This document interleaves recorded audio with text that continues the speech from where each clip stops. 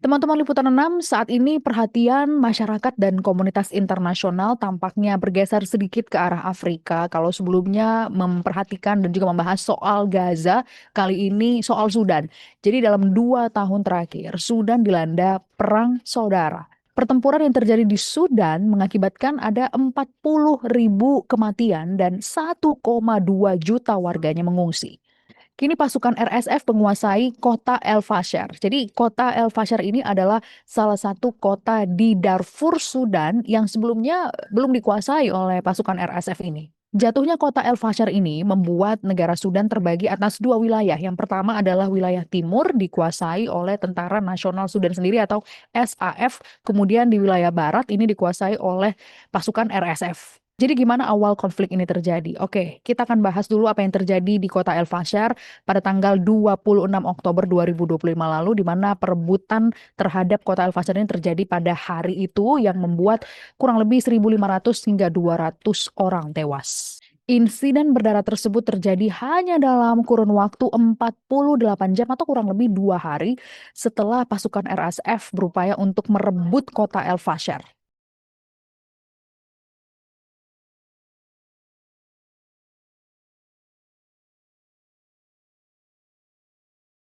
Total korban tewas tidak dapat segera dikonfirmasi, namun citra satelit yang diambil setelah penyerangan menunjukkan bukti adanya pembunuhan massal dengan genangan darah dan tumpukan mayat.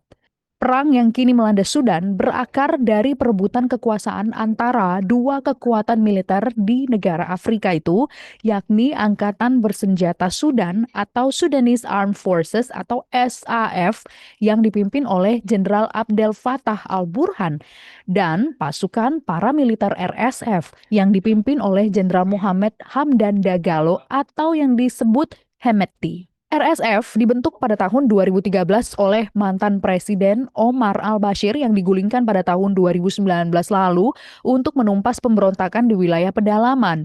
Pasukan ini berakar dari milisi Janjaweed yang pernah dituduh melakukan kejahatan perang dan pembersihan etnis pada awal tahun 2000-an.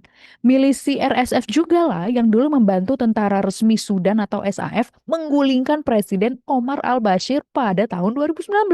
Seiring waktu, pasukan RSF kemudian menjelma menjadi sebuah kekuatan militer yang besar, bahkan menyaingi militer resmi Sudan, SAF.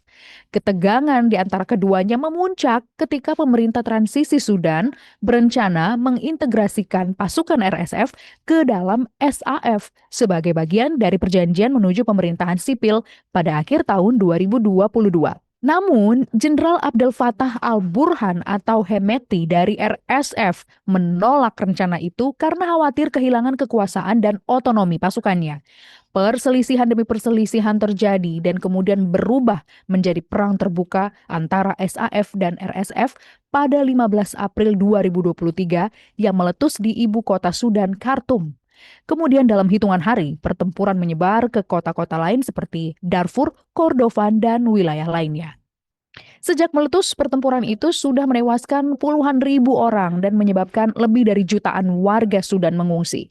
Adapun insiden berdarah di El Fasher menjadi puncak terbaru dari konflik 2 tahun antara RSF dan SAF yang membuat Sudan kian terjerumus ke dalam krisis kemanusiaan. Saat ini banyak warga Sudan yang membutuhkan pertolongan bantuan kemanusiaan dari komunitas internasional. PBB juga sudah turun tangan dan sekarang sedang melakukan upaya-upaya mediasi di antara keduanya. Nah, ini yang menarik untuk dilihat seperti apa nanti akhirnya. Kalau kita mundur lagi ke tahun 90-an, Afrika juga pernah dilanda hal yang serupa, namun mungkin ada perbedaan cerita background latar belakang di antara dua negara. Yang pertama waktu itu adalah Rwanda ya, tahun 94 ada genosida yang terjadi di Rwanda. Apa yang terjadi di Rwanda saat itu mungkin bisa menjadi pelajaran bagi negara-negara lain di dunia, khususnya di Afrika ataupun Sudan, bagaimana konflik saudara atau perang saudara di antara berbagai kalangan di dalam suatu negara. Pada saat itu di Rwanda mengenai suku ya, ada suku-suku yang tidak suka dengan suku lainnya